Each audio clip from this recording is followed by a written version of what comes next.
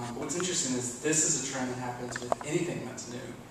And I think that's sort of been a theme through the conference and some of the keynotes. It's not that I'm against it, it's the government. No. I'm not saying you guys. I'm not. I know. People at this conference probably aren't the ones that need to be convinced. These are the people here. I know you guys are the ones who want to use it. But there are people who push against the government blocking it, regulations blocking it, and there's people behind that. So I just wanted to point out a comparison. By the way, with the E-rate, it's not the federal government that's blocking it. It's the state, right? So each state and district can unblock what they want unblocked. No, it's the federal government that says we There have has to be a filter. We have to be SIPA compliant in order for E-rate funds Yeah, to be it there. says there has to be a filter. It doesn't say what has to be filtered. No, an E-rate audit just happened recently where a school district allowed access to Facebook, and they were told they had to pay money back. In which state? It was on the E-rate newsletter that came through not long ago. I don't know which state it was. Because they allowed Facebook, the E-rate auditors made them pay their E-rate money back. The reason I ask that question is because I talk to teachers around the country, and there's some places where they have, the schools have open access to Facebook, Twitter, stuff, and then there are other states, even within states, where some districts can get on it, some can't. I'm trying to figure out how is that possible, because they're all under the same law. No, they're all under the same law, it just depends on your interpretation of it. But if the auditor's going to interpret it as you have to pay money back, then I'm not going to let it in my district. Right. That's fine. Sorry. No, that's interesting. Anyway, so I wanted to show you this quote. I won't read the whole thing, but basically it was Socrates was quoting Ammon about the creation of writing. And the argument was that writing would be bad. It would destroy society because people wouldn't be able to remember anything anymore, right? If you could just write stuff down, well, then there's no use for memory. So writing was going to destroy society. It was going to corrupt everybody, and writing was going to be a terrible invention. And obviously, things have panned out that way, right? No. Okay. So I feel like there's something similar going on with social media. I think the same sort of thing went on with television. I think anytime some new technology comes along, people push against its use. People are maybe afraid of it, maybe not sure how it can best be used. So this is an example from the end of April this year of a principal in New Jersey who said, bar none, his students, middle school students, should not be using social networking. Not just in the classrooms, anywhere, he said. Students should not be using social networking. Why? He just thinks there's no reason for them to use it. They're too young, too impressionable. Some of his concerns centered around bullying on the internet. So this is just one example of people pushing against social networking, not even just in education, but at large. So what is everybody afraid of? What do you think? Do people pushing against things like this have a point? Are there concerns? Well, basically, I think it is not just centered around like cyberbullying and all that. You have like sexual predators and a lot of parents, they're afraid that their child might be friends with one and do not know it. Okay. So Yeah. that's one of the main reasons why. Especially kids at the middle school age where they try to find themselves, they can fall prey to one of them weirdos up there. Okay. So there are valid concerns about And using in education tradition, we're used to a model where we very tightly control what information students are exposed to, Right. what they get, how they get it, how it's delivered to them. When you open them up and put them into a social media, they can learn a lot of things from a lot of different sources, and you don't have any control over them. Right. So is that good or bad? Depends on what they're learning. Okay. Because everything on the internet is true, right? Oh, yeah, I'm a community college instructor, and my problem is that most of my students, that's their take. Anything, if they see it on the web, it's got to be true. And teaching them how to sort that out is really a struggle. Yeah, absolutely. And that's one of the things I want to talk a little bit about today is I think there's a shift, or there's going to be a shift in what educators do.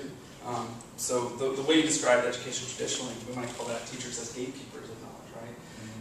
They're the ones who have the knowledge and are going to give it to the students. But I think the way things are going in the future, as the internet becomes more prevalent, the broadband penetration continues, I think the direction that education is going to go is instead of educators as gatekeepers, they're going to be co-creators. They're going to show students how to research using these tools, how to know if the research is valid. Should they use Wikipedia for a research paper, say? How do they know what's true, what's not? Those types of analyzing and understanding what they're doing more than the traditional gatekeeper role. Maybe some of that will still be around, but I think the major shift will be towards working with students instead of teaching to students. This is a speech by President Obama. If you're ready.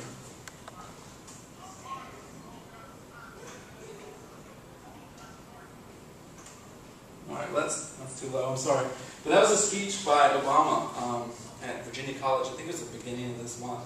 And basically what he was saying is that students today are overwhelmed by information. They have so much coming in from Twitter, from Facebook, from all these social networking sites. And that, in a way, it can almost be an overload. And he even went on to say it's a danger not only to learning as students and becoming educated, but it's a danger to our democracy, right? If you have all this information, you can't analyze it, you can't interpret it, you don't know what's true, what's not, excuse me, and what's not, then that's a challenge to everyone. So he went on to say that the challenge is to help our students be able to deal with this information. And I think, in a way, that was a call to action for educators. Instead of the traditional gatekeeper role we've been talking about, help students analyze this information. What do they do with the information they get from Twitter? Can they trust it? Is it good information? Some of it is, some of it isn't. How do they tell the difference? Okay, so why social media? Well, there's a lot of reasons. Social media can engage students in ways that a traditional classroom cannot.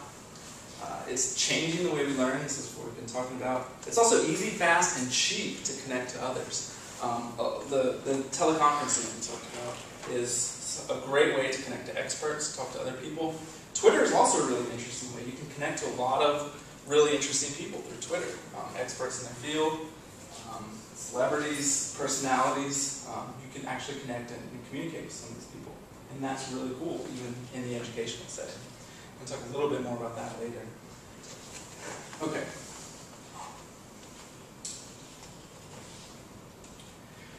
One thing that's interesting that most people didn't expect is that a lot of students are already using social media in ways that are related to education. So a recent survey found that 60% of students reported that the most popular topics on the social networking sites were college planning, learning outside of schools, researching careers, and discussing their schoolwork, either due dates or trying to get help with it from their peers. So 60% of students said those are the main topics that they discuss or research on social networking sites. Anne Flynn, the Director of Educational Technology for the National School Board Association, said, "Learn it because I said so isn't effective right now. We need to use the internet to involve students in project-based assignments in the real world, taking place around the world." And that's exactly what social media can do. That's how it can help us. Okay, so this is just going to be a quick overview of what we might consider traditional education and the types of learning, and then social media. So in traditional education, you see membership in intellectual and social affinity groups. You see engaging in intellectual discussions, access to resources and experts, official endorsement and completion, accumulate and develop skills for employment, associate with the professional community, and guidance through experience and thought processes. How well do you think these translate to social media? What do you think? Do they? Yeah? Are there any that you think don't?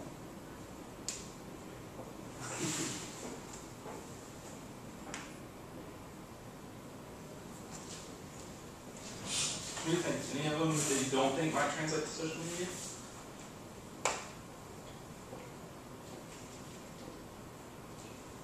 Well, official endorsement and completion used to be less of an issue now. Why do you say that? There was a time when getting any kind of education online, you couldn't get accreditation, you couldn't get recognition for that. There's still a big push against the funding deals. Right. More and more accredited institutions are offering their work online, so it's becoming more and more acceptable. There are people that go their entire college career online and never touch a class. I teach online for Itawamba Community College, and the majority of my students are non-traditional students. They are retired military or mothers and fathers who had children earlier and are now coming back to school. And so that's a way that they can take almost every single one of their classes online and still get that official endorsement. More the high school students taking classes online. Yeah, and I think Florida is actually a big leader in that. I think they've done more than other states. It's really cool what they're doing. You can take a complete course online. Do any of you guys work with any of that or know about the online high school courses? Okay, so again, with social media, you still get membership in intellectual and social groups, but instead of being limited to physical campus, you can have groups of unlimited size all over the world. All you have to do is make those connections. You can also engage in a variety of discussions. So, I mean, part of education is we want the intellectual discussions, but with social media, you get the intellectual discussions, but you get other discussions too, and they sort of interweave, included together. The other cool thing is you have access to experts and personalities. You really can connect to important people through video conferencing, even through Twitter. You can communicate with people. So in a way, you get access to a greater variety of people that can help you learn. Self-expression is a big one. A lot of the videos we talked about the students today wanting to create, remix, I think that's almost become a theme for today, is the desire to, I guess, get your hands dirty in it, right? To make stuff, to participate in it, rather than, I would say a textbook is less engaging, right? Reading it. So they want to be involved with it. Wikis, do you guys know what wikis are? A little bit. Basically a website that anyone can edit. I mean, Wikipedia is the biggest example, but there's all kinds of other ones. So you can, I've done one for a class where we did a book project, and so everyone had to contribute and explain the book in a certain way, so all the students could go on. So that's a way for students to get involved and create and collaborate and express themselves. Another benefit of social media is sharing enthusiasm for common interest, right? So a lot of kids, I think this happens a lot in gifted classes as well, students feel isolated, they feel like they can't connect with any of their peers, and that's one of the benefits of the internet, is it's much easier to connect with people with common interests. And when you're working with people who are interested in the same thing you are, things happen, right? I mean, you share that excitement and enthusiasm, and you can get more done. Enhance personal and professional reputation. What might that mean? How could you do that with social media? Because all we've talked about so far is kind of the negative side of professional reputation. Can you think of any positive side?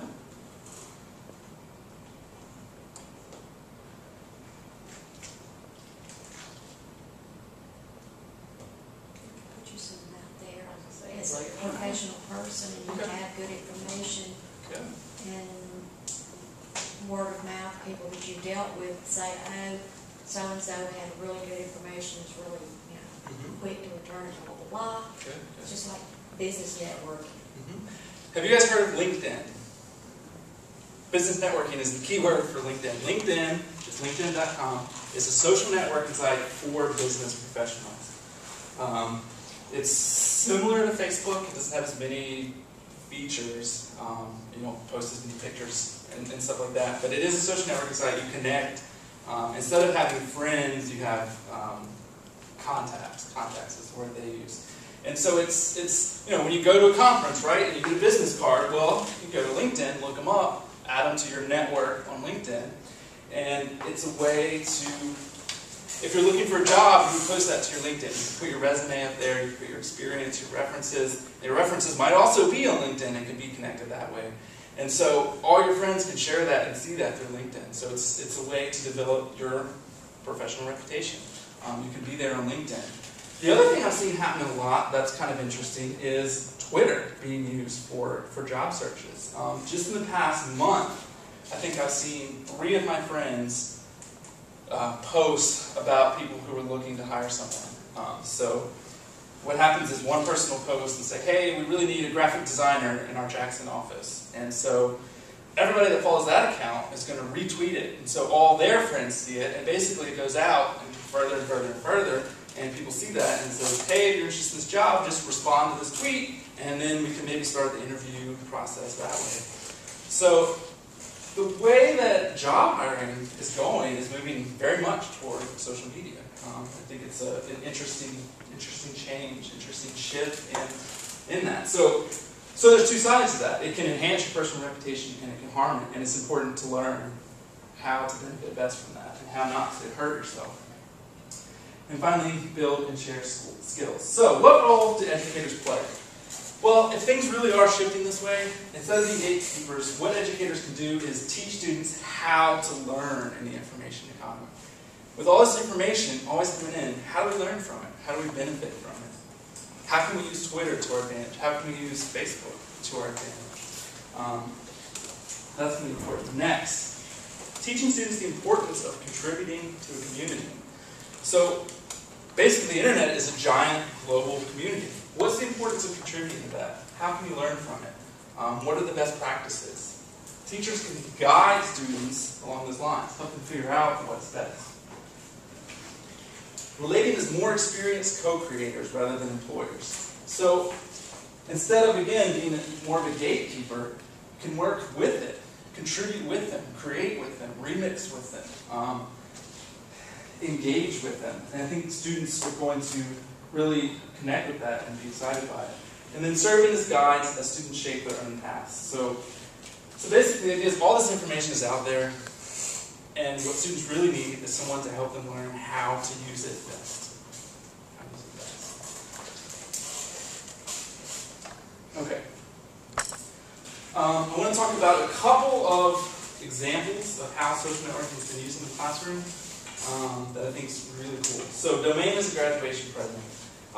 There's a high school, and they've been doing it for several years now. They've already had several classes graduate that started this. When they come into the high school, they set them up with an online account for the school. And they say, okay, every project you have in any class, the way you submit it is to upload it to our website. So you have paper due, you upload it to the website. If you have an art project, you digitize it, put it on the website. Every project is submitted to this website. What can be done with this? Any thoughts, any ideas?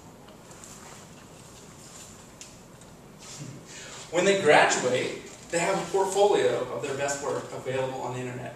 The other thing the school does is, at graduation, they give each graduating student a domain name. So, for example, if it were me, they would try to get me right, jjsylvia.com. jjsylvia.com. And I would have that website. So, I could put on my resume jjsylvia.com, and they could, if somebody was wanting to look at me, they could go there and see all my best work right there. So I think that's something really cool that schools have started doing. Facebook for talking with parents.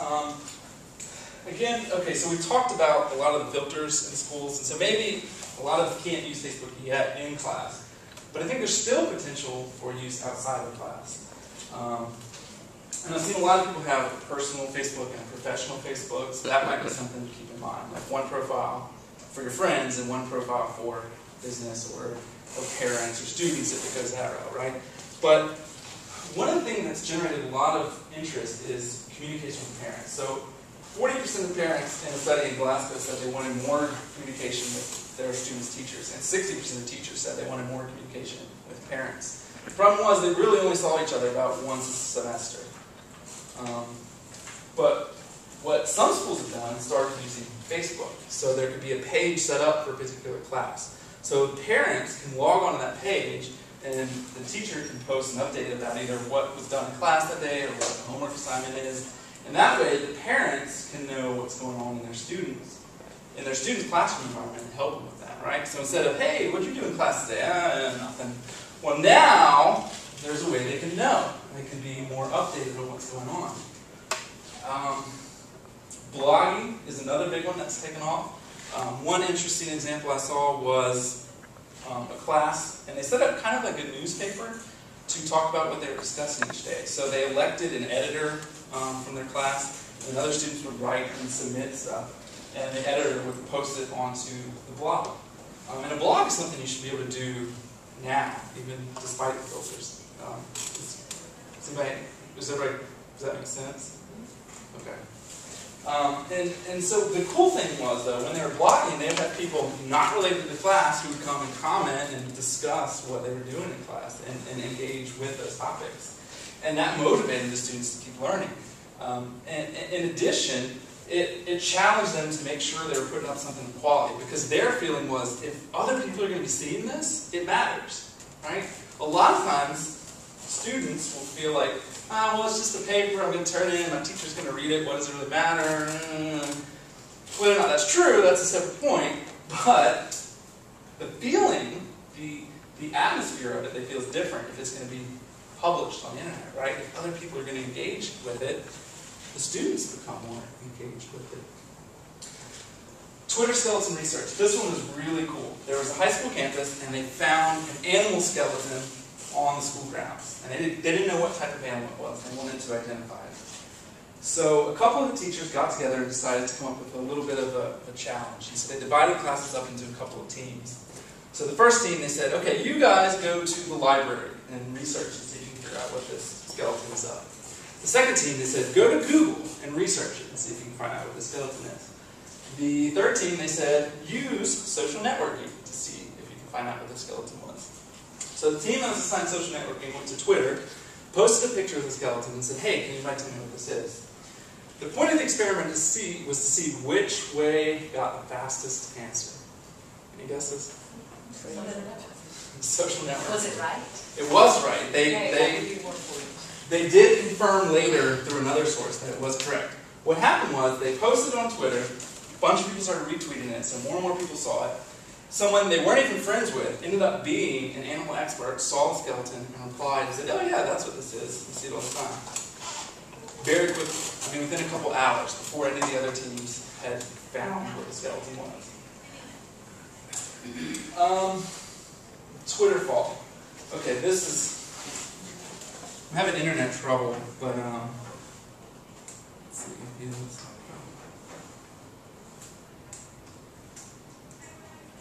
This is something I've seen used a good bit now in higher education.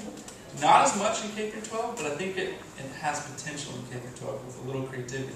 Oh, that worked. Okay. I can't pull it up, I can't get it in on this one, but I'm getting it on my laptop, so I'll try to just show you.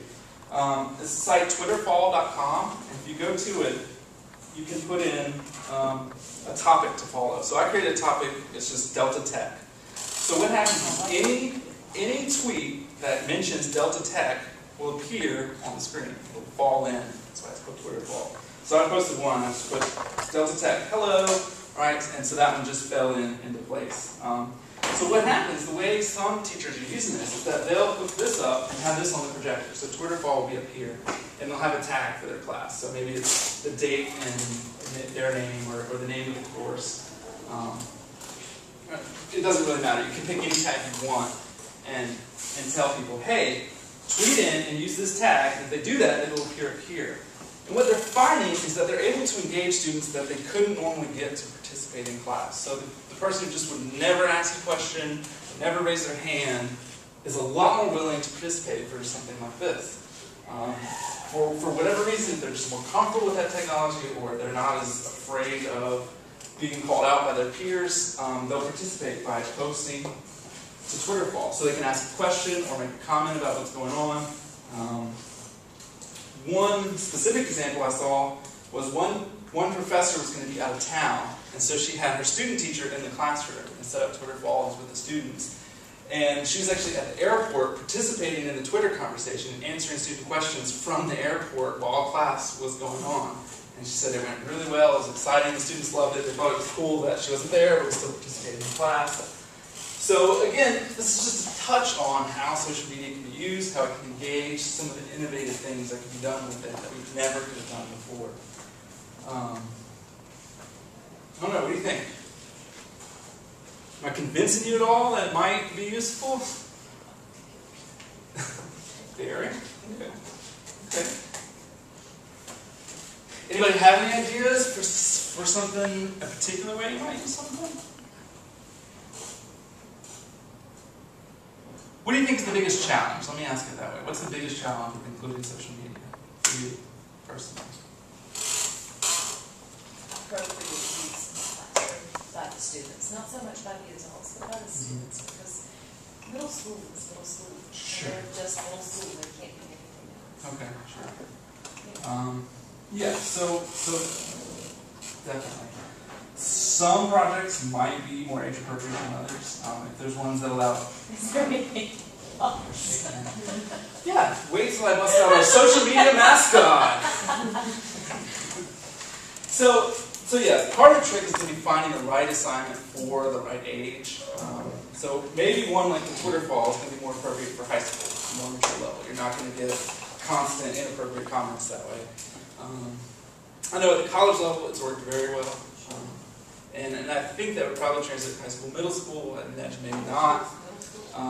But I think there are a lot of ways you can use social networking that would still be appropriate. So, for example, you could use something maybe like a wiki, where they can edit it, and then there can still be a level of editing there, or blogs, where you have some oversight of the process, right? So, the trick, I think that really is the hardest part, is finding the appropriate assignment for the subject and the grade level. And so one of the things I think can help with that is this, the Amazing Web 2.0 Projects book. If you Google it, it will be the first result. It should be on the flash drives you got at registration. It's a PDF book. I haven't seen it with my own eyes, so I can't guarantee it's on there. But if you Google the Amazing Web 2.0 Projects book, it's the first result on Google. I've tried it. It has literally hundreds of projects for incorporating social media in all varieties of subjects and grade levels. It's projects people have actually done. They give recommendations about what they would do different if they had to do it again, how it worked, what tools they use. There's even links to the sites that are mentioned in it. So it's a very useful resource if you're looking for something and you just can't think of an idea for your particular subject, your particular grade level. It's a great resource to use for that. The Spanish and That's that's classes connecting, that sounds really, really good. We use Skype. I don't know if I mentioned that, which is a free, if both sides are using Skype on the computer, it's completely free to use. We also, as Teach-Up, we recently did training in Kenya, and we did a Skype call back with the U.S. interns. And so our Kenyan interns communicated with our U.S. interns, and that was really cool. They got to ask each other questions about not only cultural differences, but differences in the program. So they were learning about how they overcame challenges, and it was really cool. To me, that's symbolic of the best part of social networking. Some people it's more immediate in video, but you get the same thing with Twitter, with Facebook. It's the connecting with people you wouldn't normally